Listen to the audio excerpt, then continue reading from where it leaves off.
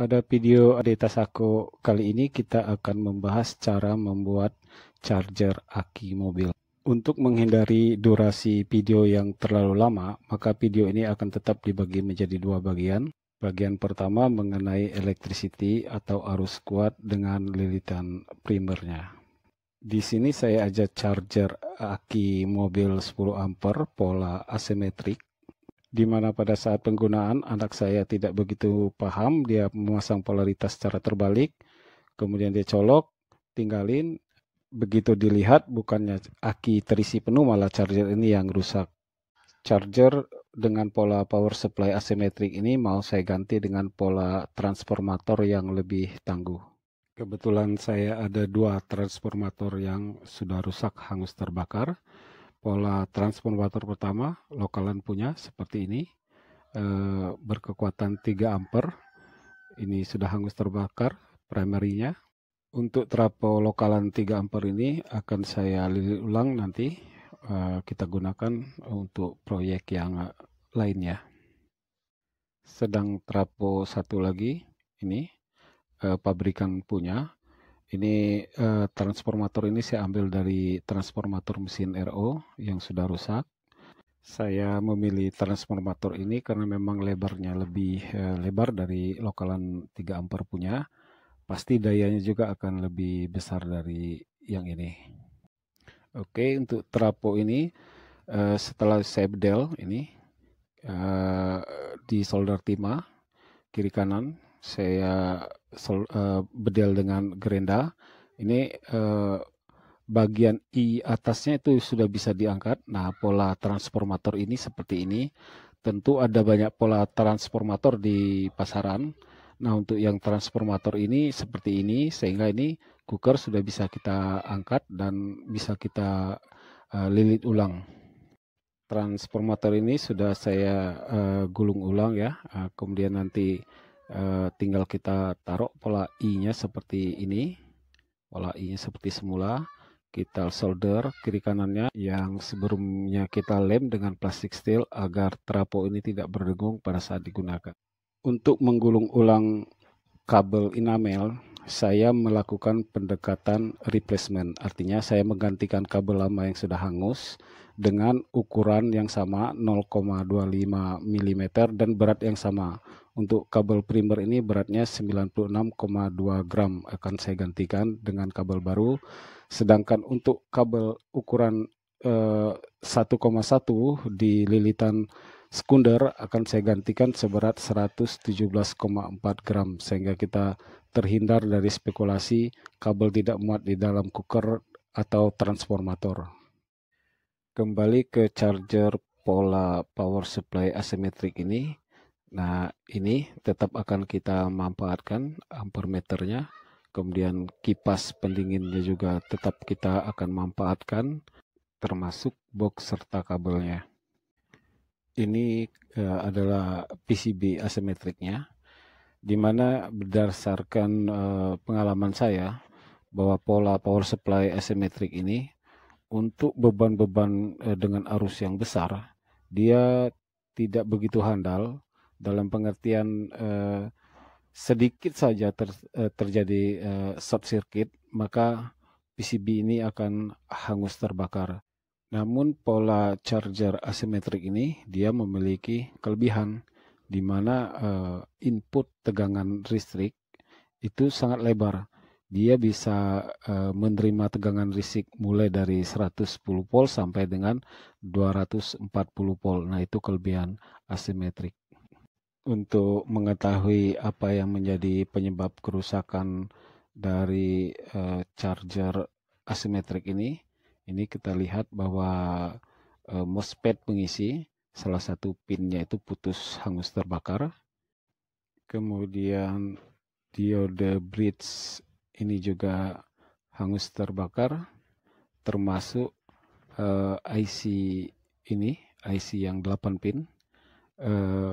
Angkanya sudah tidak terlihat lagi dan IC-nya sendiri pecah, hangus terbakar, sehingga charger asimetrik ini benar-benar total loss. Sekarang kita lihat transformator yang akan kita gunakan.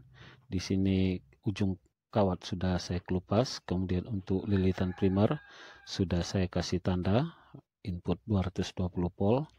Kemudian di sini ada star lilitan sekunder, ini lilitan sekunder, star di sini. Kemudian ini 12 volt dan ini 16 volt AC lilitan sekundernya. Karena memang ini adalah saya menggulung transformator untuk yang pertama kali, maka sedikit berantakan, jadi saya mohon maaf nih untuk pemirsa yang biasa gulung-menggulung transformator. Walau tidak begitu rapi, namun transformator ini tetap dapat berfungsi sebagaimana mestinya. Baik, sekarang kita melakukan pengukuran lilitan transformator dulu. Yang pertama kita ukur adalah lilitan primer, terbaca di sini 65 ohm ya, karena posisi selektor multimeter di posisi 10 kali 6,5 sama dengan 65 ohm. Oke, sekarang untuk lilitan sekunder kita posisikan di selektor pada 1 ohm, kalibrasi, kemudian kita cek, dan pada lilitan sekunder ini kita ukur dari 0 volt sampai 12 volt terbaca 0,3 ohm, sedangkan 0 sampai 16 volt terbaca 0,4 ohm. Memang akan lebih sulit kita untuk membaca nilai ohm di multimeter analog karena memang skala angkanya terlalu kecil sehingga sulit kita untuk memastikan secara akurat. Kemudian kita pastikan bahwa tidak terjadi short circuit atau konsleting antara lilitan kawat, baik itu lilitan primer maupun lilitan sekunder. Sebab bila ada short circuit antara lilitan primer dan sekunder, tentu akan berisiko kita untuk mendapatkan sengatan listrik. Juga termasuk lilitan primer dengan plat metal dari transformator. Jangan sampai ada koneksi, sebab bila terjadi koneksi antara lilitan primer terutama dengan rumah-rumah metal transformator, maka akan sangat berisiko terhadap sengatan listrik. Untuk lilitan primer sudah kita kasih isolasi ban ya. Ini harus sangat hati-hati karena ini terkait langsung dengan listrik PLN.